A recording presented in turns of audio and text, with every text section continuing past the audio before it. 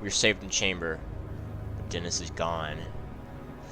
Fuck! I'm sorry, Dennis. I didn't want to shoot your hand off. I didn't want you to get pissed at me. God, no. Dennis was the cool guy. We are now inside a large reinforced chamber of sorts, almost like the inside of a submarine. Near us is the door, shut tight. Far away from us along the back wall are all sorts of controls and monitors. It seems clear that this metal door is impenetrable, at least to them. I'm fairly sure that they aren't getting in. Dennis, I say. I'm sorry, Amy says, and I'm sorry for pulling you back, but you were walking to your death out there. I know, but that doesn't make it any easier. I couldn't quite see, but it looked like you may have had a shot. Why didn't you take it? He told me not to shoot. Roger, Amy says. My God, I'm sorry, He's dead, I say, hoping that speaking the words will help me to understand what just happened. It came through all of this to try to save him, and he's dead.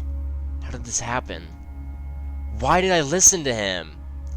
Out of nowhere, an image of Dennis pumping his fist after winning a game of pool pops into my head.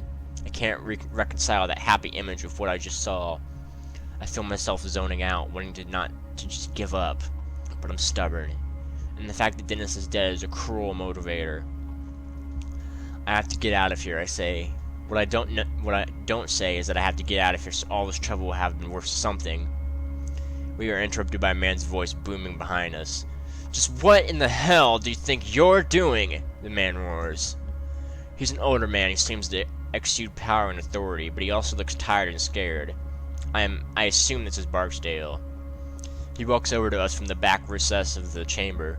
We didn't have a choice, Amy responds. We had to. Did you override the locks and the hangar doors? Barkdale demands. Yes, I did, but we had to. Do you have any idea what you could have done?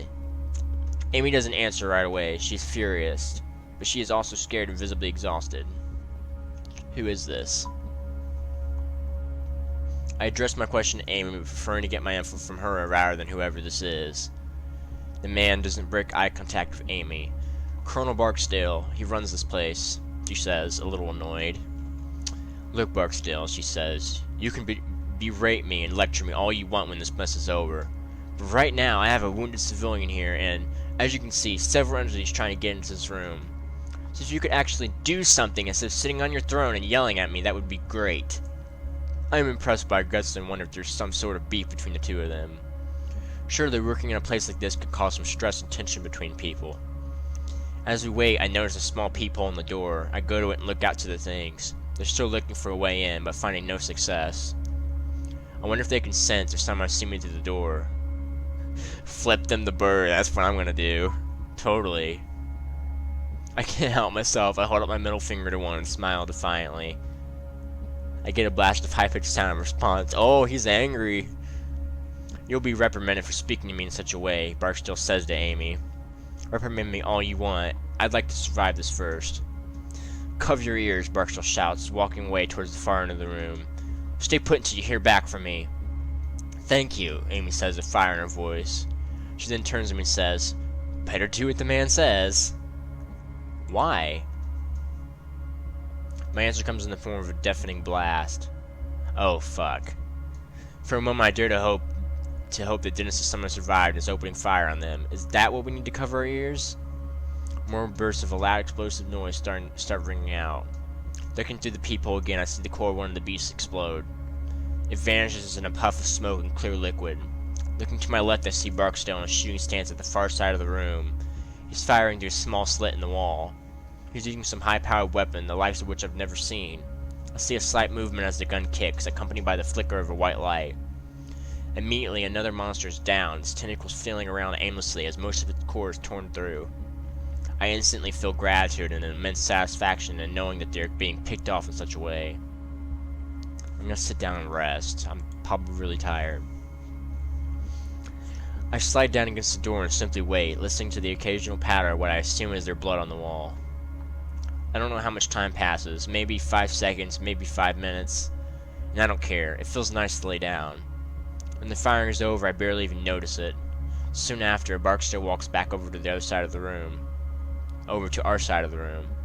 They're all gone, Barkdale says, and I have resealed the hangar doors. How'd you kill them like that? I ask. Classified weapons that, quite frankly, you have no business being near. Amy gets to her feet and returns to the panel on the wall. Thanks. How bad is the civilian hurt? Barkdale asks Amy, as if I'm not good enough for him to speak to. A nasty cut, Amy answers. If he gets some quick attention, he'll be okay. Okay, I'll have Strickland get a medkit. Strickland survived? Amy asks, sounding cheerful. Yes, and until you and your friends showed up, I thought we were the only ones. Hang tight, she's on her way. With that said, he retreats away to the back of the room as if he can't stand to be around us. Amy approaches me and looks me over. You're in good hands. Strickland will be able to fix you up. Is she a doctor or something? Sort of. She's also a physicist. But oddly enough, she spent time as a trauma nurse in the army. Is Strickland a friend of yours? I ask. Amy chuckles. Yeah, we've known each other for a while, the only woman in a sea of overachieving men. You must be glad Strickland survived. I don't want to piss off Barkdale, because he can probably hear us. I am. We usually have lunch together, she says. She's helped me out of a few tight spots in my career. Within a few seconds, the door behind us opens and a woman appears from back further in the chamber. She enters the room with what looks like a small suitcase. She's dressed in a very basic and drab military getup, complete with a holstered sidearm. My name is Connie Strickland, she says, getting straight to the point. I can patch you up pretty good, but it's gonna hurt. I nod, honestly not caring how much it hurts. My God, I just want to get out of here, to get home. Sit down, let's see if we can get your shirt off, Strickland says. Ooh, get your shirt off. I sit down slowly and start unbuttoning my shirt. She asks to help me slip it off of my shoulders, but we manage. How bad is it? I ask. Bad, she said. It almost looks like a burn, but I've seen much worse. I might as well talk to Strickland, but if only to distract from the pain. What's your story? I'd like to know a little bit about her. Strickland rolls her eyes as she gathers up a needle and some thread. I always was into French science. I started in the labs with these eccentric Russian scientists who were being funded by the US to work on combining DNA types. I sort of became obsessed with perfecting human physiology while I was a trauma nurse in the army. You're a mad scientist then? I get that a lot, but no, not compared to stuff we do here. What kind of stuff? She's not gonna tell me. She's gonna say classified. It's complicated. Comar masses, quantum gravity, crunching things down into their Schwarzschild radiuses.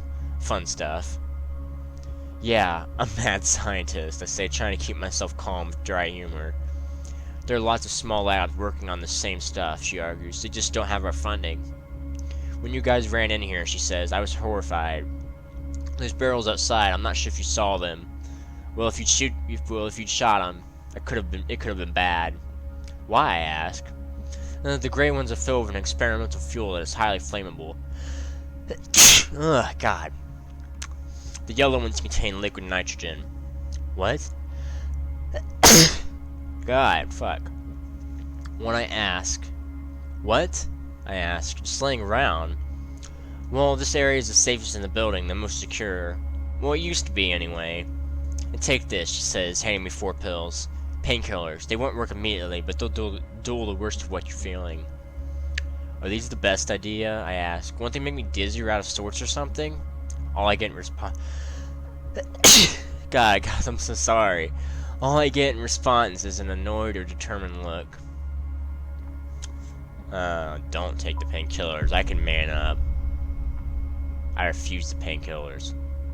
Really, I say, I don't want to get lightheaded in case you have to move fast. I can handle it. Your call, Strickland says. She starts working on me.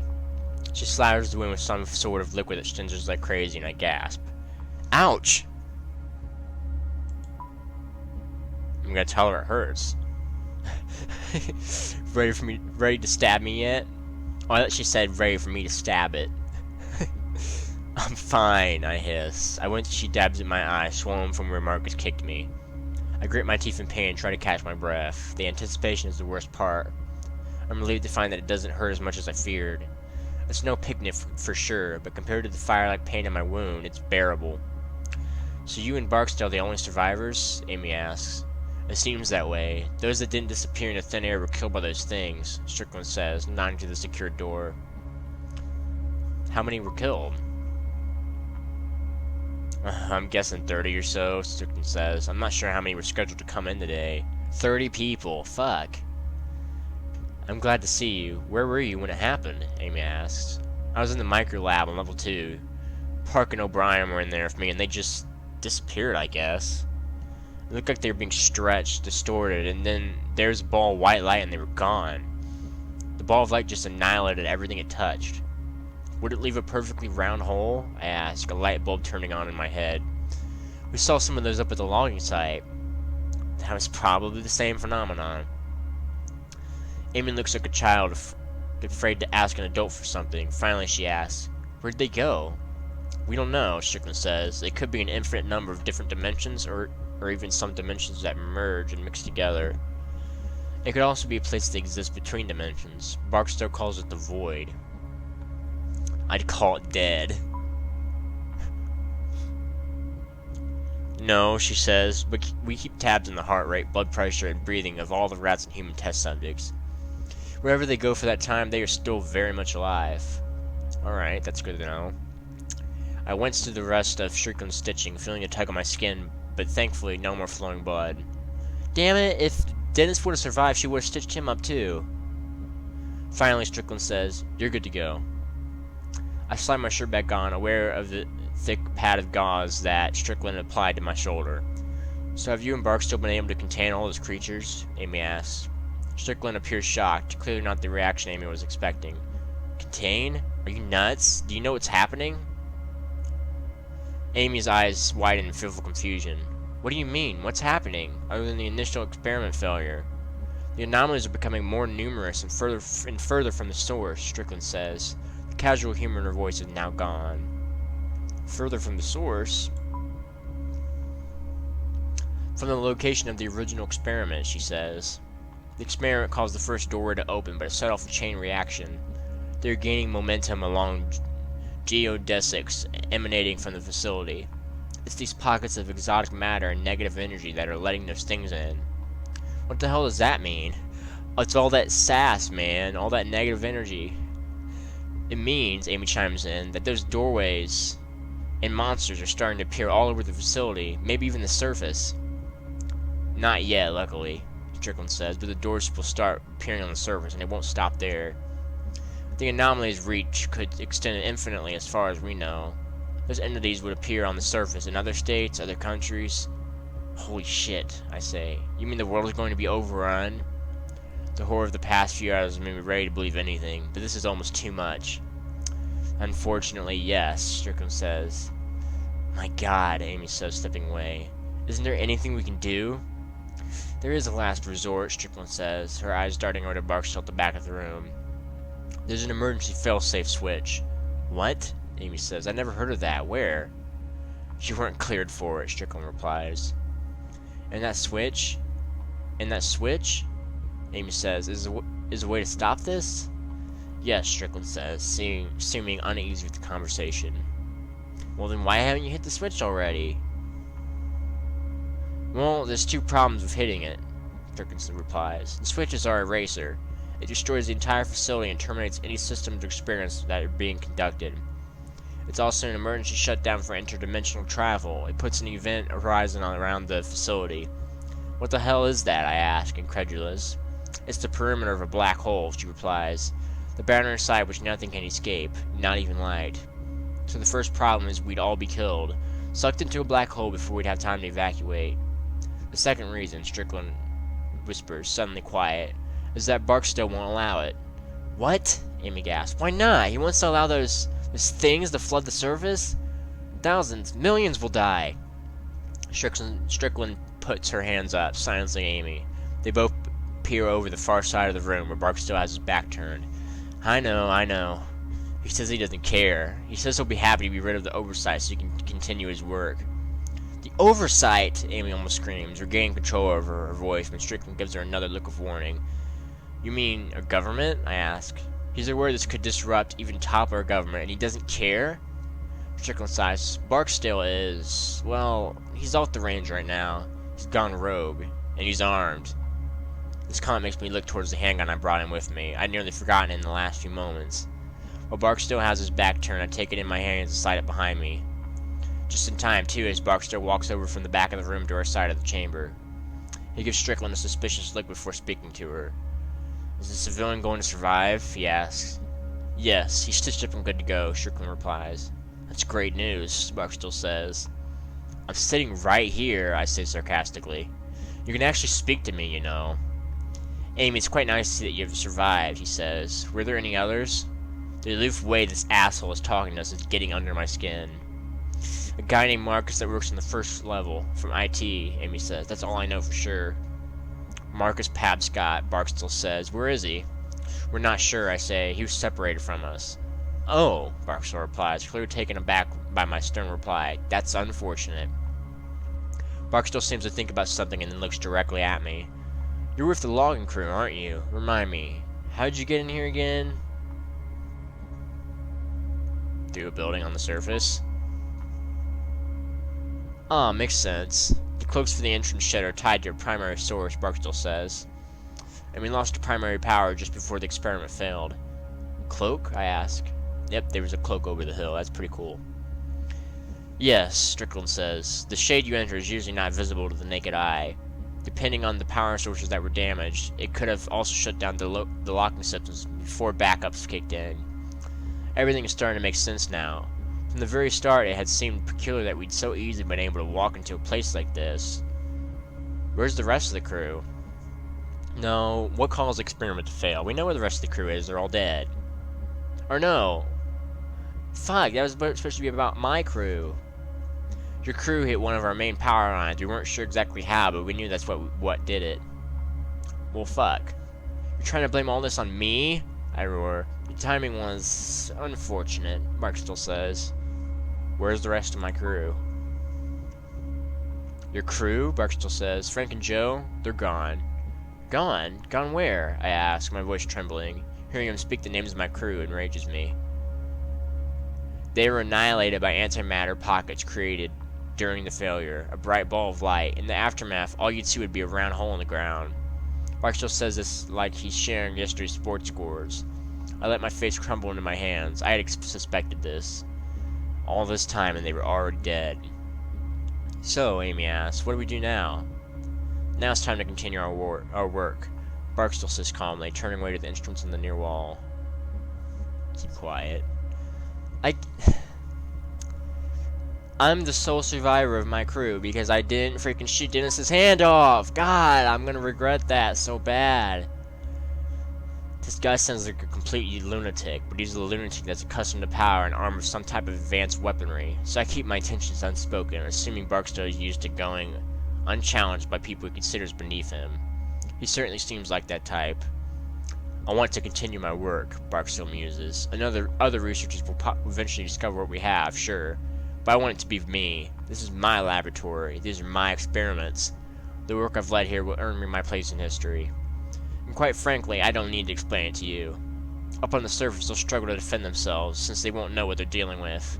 I have the necessary weapons. After a few months, who knows, maybe I'll decide the world is ready for me to help them, and we'll go from there.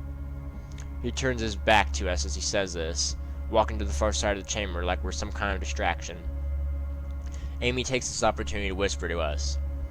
We need to hit that switch, she says. It's the only option. What he's saying is murder, treason, genocide. She looks over at Strickland for support, trailing off, but Strickland looks at the ground, clearly torn. She won't look anyone in the eye and makes an effort not to look at Barkdale. He seems distracted with whatever instruments he's studying on the far side of the room. At this moment, I realize my body feels like a bomb went off inside it. Maybe those painkillers wouldn't have been so bad. Strickland finally whispers a response. Even if we decide that we want to hit that switch, Barkdale won't allow us. To hell with him. But I have a feeling Barkdale's going to be dead before the end of this playthrough. Amy agrees. Where's the switch located? She asks. There's an elevator out in the hangar, Strickland says. Take it to the basement. The switch is at the end of the long hallway.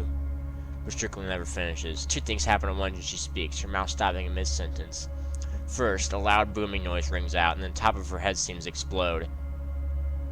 Amy screams out in surprise and jump back in shock as Strickland's body collapses beside me. Behind her fallen body, Barkdale's holding his experimental rifle, and now he's pointing it at us. He just freaking killed Strickland! Oh my god! Oh my god.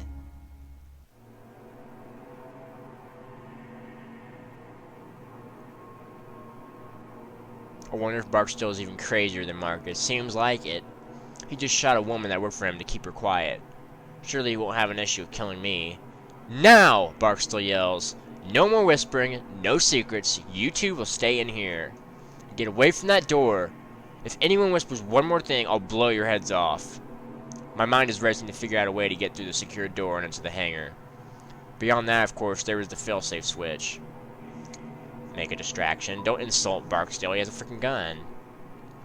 I try my best to be a good actor as I wobble on my feet a bit. I start forward again, and then wobble some more. Amy's apparently catching on because she is at my side in a second.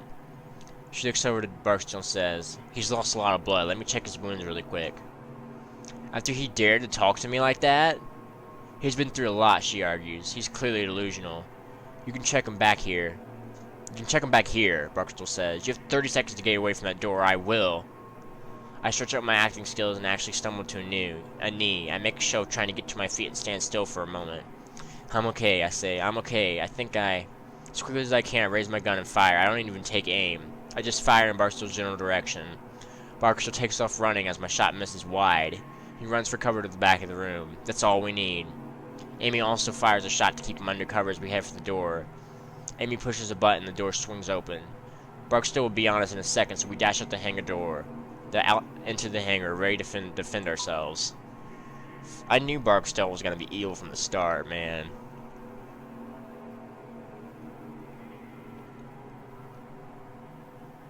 Amy and I run as fast as we can through the rows of barrels. Barkdale comes charging out of the chamber almost immediately. As he steps onto the hangar floor, he starts shooting. Each shot sends a jolt of fear through me as I wait for a bullet to end my life. We need to get to the elevator on the far side of the room, Amy tells me. It leads down and below to the switch. Let's fend off Barkdale first, I think. Because he's just going to follow us. He's going to be shooting at us. He's probably got good aim. We both lean out from the cover of the barrels and take several shots at Barkdale.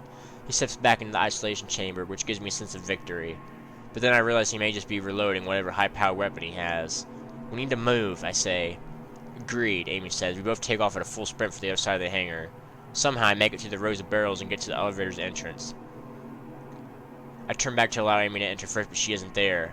I look back to the barrels and see that she has fallen about halfway down the row. She doesn't appear to be hurt, but she is paralyzed with fear, sitting motionlessly as Barkdale pebbles the area with gunfire. Shoot at Barkdale, duh.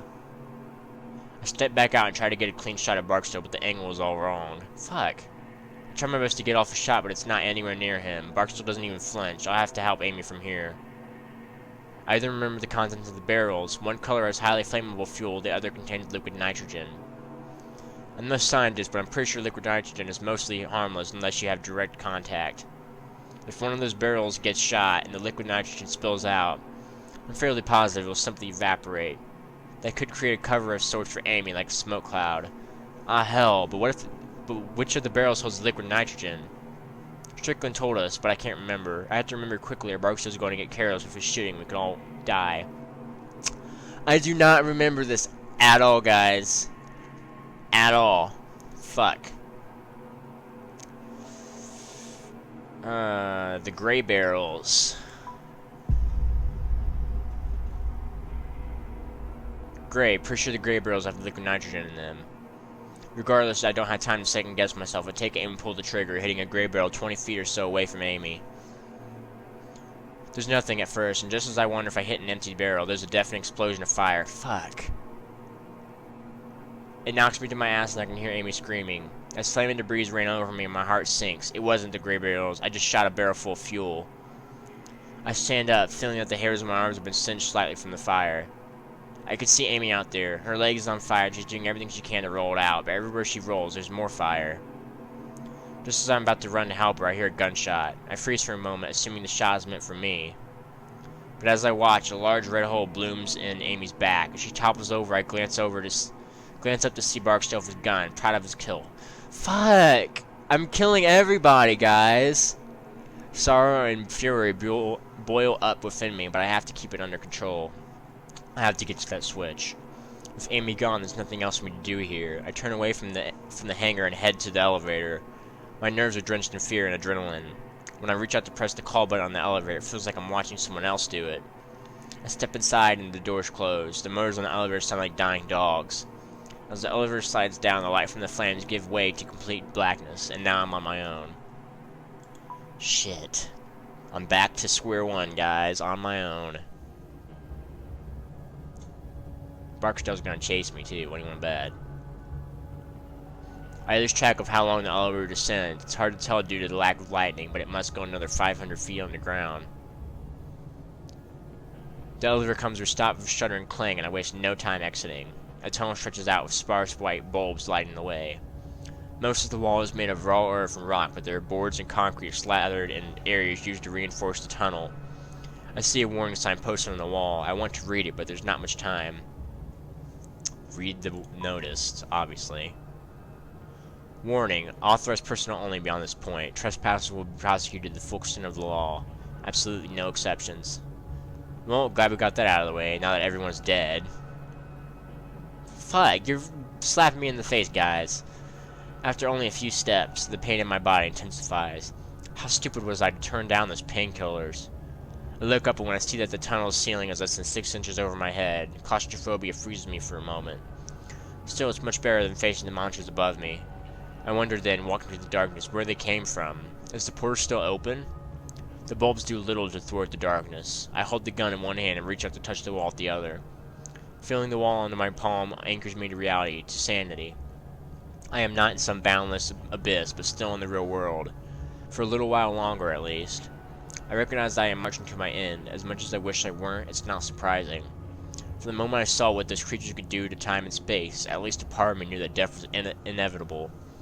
Before I have time to wonder whether my family will really miss me, I see a light ahead. It's nothing more than a speck of blue light, but in the darkness of the tunnel, it's like a lighthouse on a stormy sea. I slog forward, my eyes straining to focus on that little light ahead. From somewhere ahead, I start to hear something that sounds like water. It's trickling lightly like a leaky faucet. Behind that, there's something that sounds like wind, a light breeze through an open field, and a voice.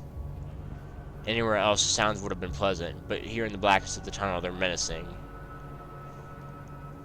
Stay quiet, you don't know who it is. It might be Marcus. I don't make a sound, instead trying to make sense of what's going on around me. I cock my head, trying to concentrate, and then realize that I can see the tunnel walls now. This is odd, as I wasn't able to see them a few seconds ago. This is different from the blue light at the end of the tunnel. It's then that I see the light shimmering in the air. It looks like a foggy mirror steamed over after a shower. And it's moving, dancing in the air like some abstract firefly. It's not menacing like the creatures, so that threat is null.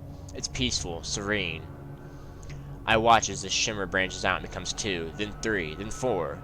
They snake out in different directions, tracing the tunnel walls. Are these shimmers the doors to another dimension that Strickland was talking about?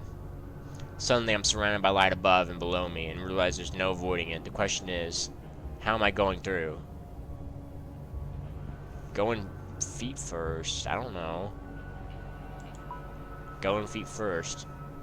Unable to resist a step forward to where the tunnel wall should be. When I do, the shimmering lights branch out even more before connecting in one perfect circular form. They're hypnotizing, so much so that I don't realize that the tunnel walls are vanishing. I feel something like wind and a brief electrical pulse pass through me as the lights take me. There's then a very gentle pushing sensation. I somehow know that I'm being expelled. I've passed through something, maybe the lights, maybe the tunnel walls, I don't know. But the shimmering lights fade a bit, still dancing in the air, but no longer large and branching out. And as my eyes adjust, I see right away that I am no longer standing in that dark tunnel far beneath the hangar. I have no idea where I am. I'm just somewhere else, and I'm terrified. So I think he went into one of the teleporter thingies. I don't know. I think he's in another dimension. Yeah, he is. Fuck, he is. The ground I land on looks like hot coals. There are dips and many cliffs breaking the landscape ahead of me. There's a wash of orange and blue overhead in the sky that makes no sense. It is both beautiful and terrifying at once. A scattering of stars hang overhead, and they all seem to be breathing, pulsing with a gentle energy, as if alive. I can't tell if there are clouds in the sky because everything about it, from the colors to the trembling horizon line, seems to be amorphous. Everything is knitted together, living. I stare a moment longer and can swear I can feel the sky breathing. Far off to my right, I see what looks to be a plume of fire, small yet bright, with no source of fuel. It looks as if the ground itself was creating a flame. Several more of these flames dot the landscape further. The air is thick and muggy, and then I realize something horrible. I don't know if what I'm breathing here resembles air at all. In a place like this, one of impossible beauty, but also very stark horror, my mind doesn't know what to do. A wave of nausea comes over me, and I think I might be sick. I'm not sure if it would be better to fight it or to give in. The white light that brought me here is nowhere to be found. Is anyone else even here? Is there any way to escape? Look around the area. I continue to look out at this nightmarish landscape and see a few other unexplainable oddities. There are billowing flames in the distance, not like a volcano or explosion, just some kind of slow heat crawling upwards that defies reality. This analogy seems even more fitting when I see the thin vein-like roots of the fire twisting into the ground and then darting back out in all directions. I get that sick feeling again in my gut and realize my mind just needs something to focus on. It's then that I hear a voice. It is faint, distant. I turn and hear it coming out of one of the massive crevices along the ground. Inside of that crack, about 10 feet down, a very pale man lies on a ledge. He is human, but close to death. He's in the center of a large pool of blood, and his left leg has been twisted and torn in an unnatural way. As I walk to the ledge, he looks up and sees me. "Help me, please," the man says. His eyes are wide, although everything about him speaks of weakness. He's close to death or insanity, or both. "Who are you?" "I'm Dr. Cana," he strains to get out. "I work in the facility." "That's the dude who went missing!" "Please help." I want to know more, but it seems cruel to steal what looks like his last breath just to answer my questions. "I'd love to," I respond, "but I don't know where the hell I am or how to get back home." "The light," he says, "it's a doorway. It might take you back to the facility." "Not might. Don't question it. Just, where did it go?" "They come and go. They'll be back. Now please, help me." I desperately want to help, but there's no way I can reach him. His ledge is too far away, above the pools of fire. "I don't think I can get to you," I say. "No, that's not what I mean," he replies. His eyes are on the handgun that I almost forget I'm still holding. I realize what he wants, and I shake my head. "I can't," I say. "I can't do that." "Please," he pleads. "Those things, they're the others that came here with me. I got dropped along the way. They'll be back. They'll be back and they'll kill me. That," he says, again indicating the gun, "will be quicker. Less painful." "I can't," I repeat. "Please! Look at my damn leg, and I'm dead anyway." I'm about to fuse him again when I hear an all too familiar stack sound out from another crevice behind him. I hear another of those shrill noises, and then watch as one of the monsters materializes up out of the neighboring crevice. 2 more come out after it, then a third, then 5, then 10. Soon I lose count as what was just a few turns into a flood, and I suddenly understand the man's reasoning. A bullet would be mercy. I check the gun and see that I have only 1 round left. I can use it on this guy, but I may need it for myself later. From beside me, the man pleads again. "My God," he says, a wave of lunacy in his voice. "Please." "No. I hardly know this dude. I'm gonna freaking use that bullet on myself." That made it sound like I was gonna kill myself. "I'm so sorry," I say. "I can't." What I don't tell him is that I'm in the situation where I have to keep this 1 bullet. I can't waste it on him. He whimpers a bit, and I look away, unable to see that misery on his face. Behind me, I hear him give a mix between a scream, mixed with the high-pitched noises of the armored creatures. Their volume rises as he lets out cry after cry.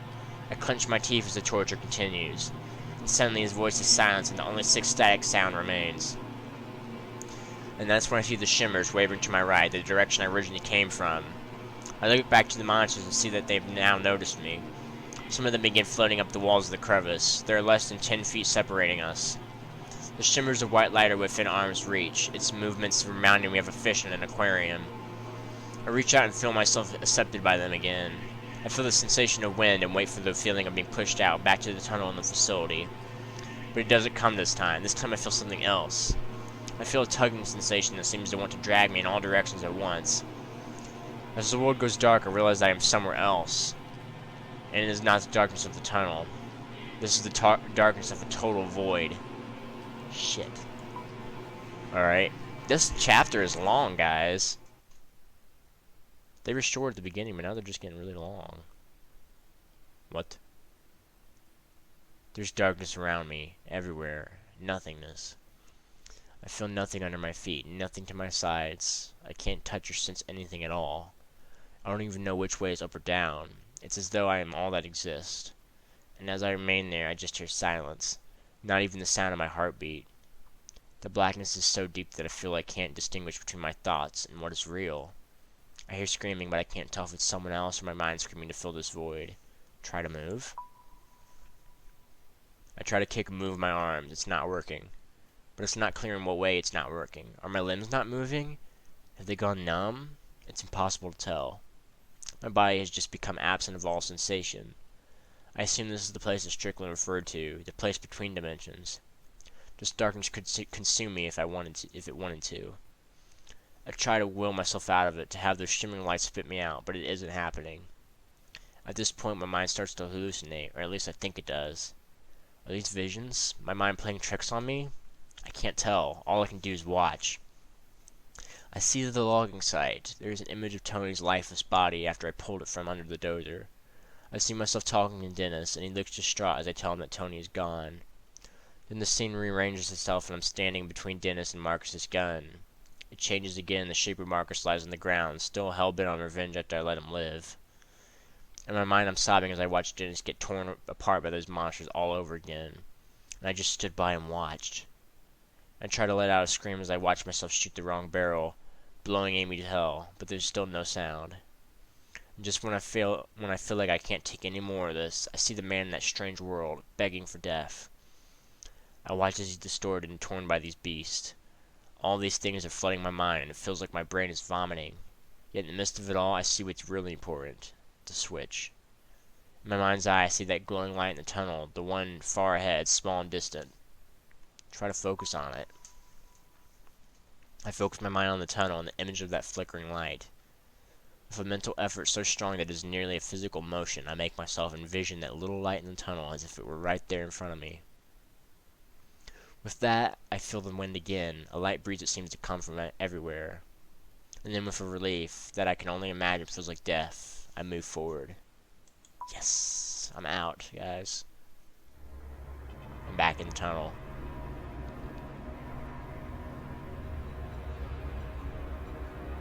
I'm ejected from the void and I'm suddenly standing in the tunnel again. I let out a wail of triumph that turns into a bout of weeping. The weeping only intensifies when I see that light up ahead, a flickering blue light.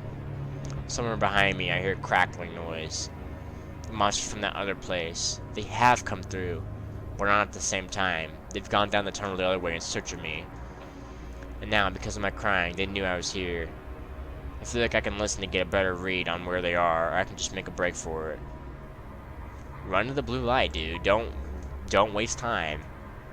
I don't even bother looking back. There's no time. Instead, I run with all my might straight ahead, my focus on that little blue light ahead of me. As I run, I see a different light, a white one, flickering in my peripheral vision.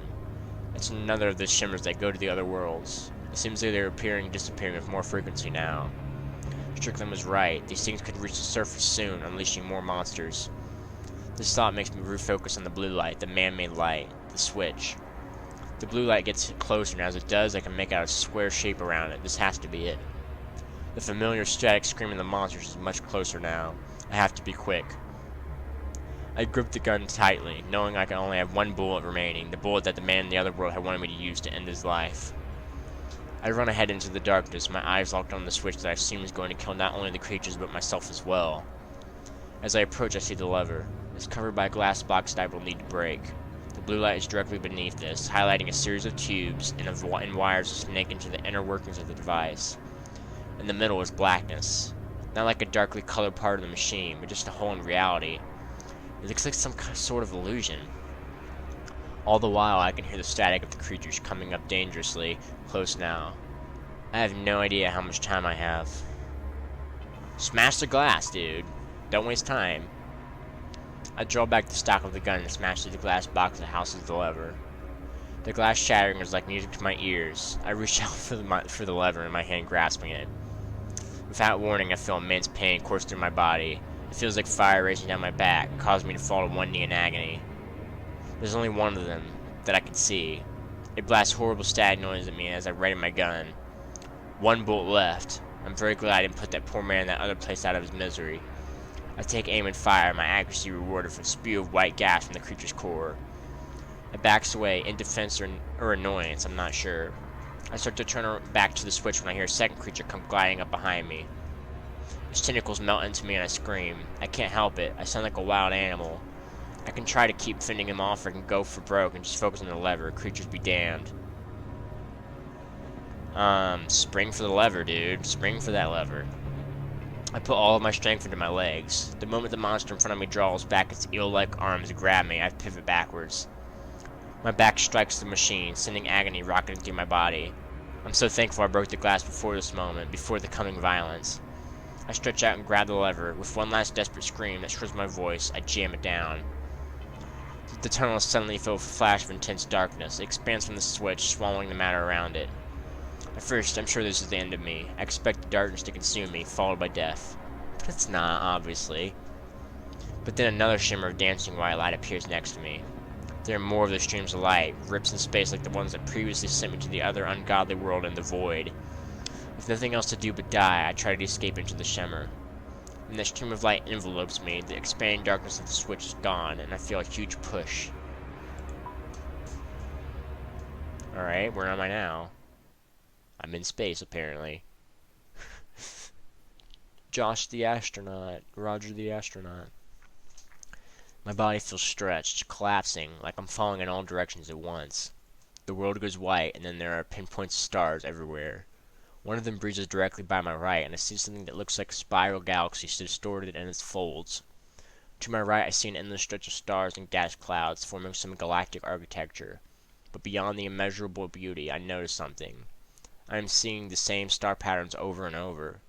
They are repeating like reflections in an endless mirror. Are these different versions of the same galaxies? The same realities? To my left, I see a calm blue world, and can barely make out trees. Familiar Kentucky trees that I have been around for the last few weeks.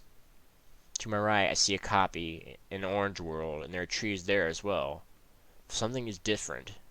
Strange. Disturbing. As I zoom by, I'm not sure how much control I have in this unusual place. But if I can direct myself, it's worth trying. I'm gonna head to the blue world, not the orange world. Orange world just means death. I try to focus my mind on heading towards the blue world, not knowing what to expect. My breath escapes me for a moment. Everything is dark and peaceful, and nothing hurts.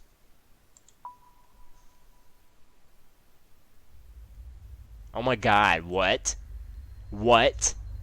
I'm back here? I'm back here. With breath back inside my body, I gasp and open my eyes. I'm back. Back at the logging site. How? How? I'm not sure. Did the shimmers rack with the implosion of the switch? Some other accident? I have no idea. I sit up right away and become instantly dizzy. I wonder if I somehow went back in time before we found the facility. What happens next makes me realize that it can't be true.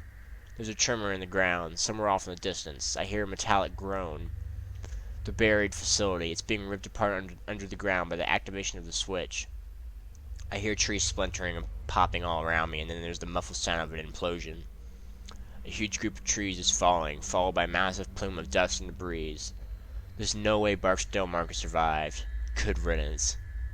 I look in the direction where I found Dennis sitting before this all started. It's then that I remember that he's gone, along with Amy. I'm still not sure how I got out of that facility alive. That, I suppose, is the most important thing. Alone, but alive. It's then that I look up and notice the sky.